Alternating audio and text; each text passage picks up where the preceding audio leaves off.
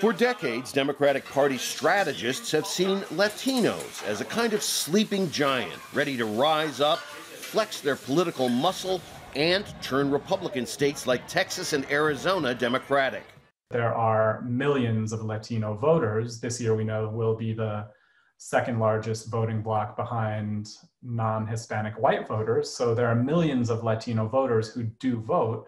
And to the extent that millions of Latinos vote, it's worth trying to understand their political behavior, but not as members of a single Latino voting bloc. Latinos are diverse. The U.S. has seen waves of migrants from different Latin American and Caribbean countries, and it's that diversity that makes their politics and priorities different. About 1/3 of Latinos tend to vote Republican. The differences between national groups is really just the first thing you could say about the diversity among Latinos. I mean, there's a wide class diversity.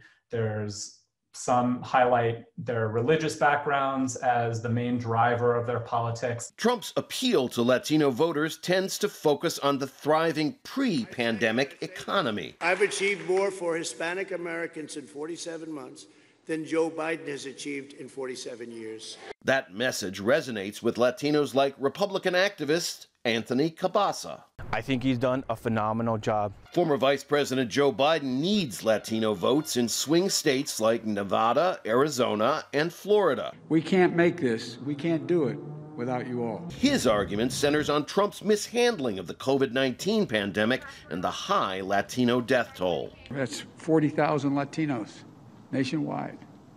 40,000. 30 million people lost their jobs. 3 million Latinos lost their jobs. Lucia Salinas lost her job when the economy tanked. Now she's volunteering for Biden. I'm scared if Trump wins, yes. I'm scared that I'm not gonna get my life back. Scholars say Latinos want candidates to show they care about their communities. The key is definitely early and sustained engagement. A new poll shows about 2/3 of Latino voters think Biden will do a better job than Trump on key issues, including the coronavirus. As always, the big question is about turnout. How many Latino voters will vote early, by mail, or in person on Election Day?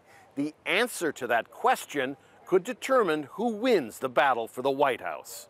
Rob Reynolds, Al Jazeera, Los Angeles.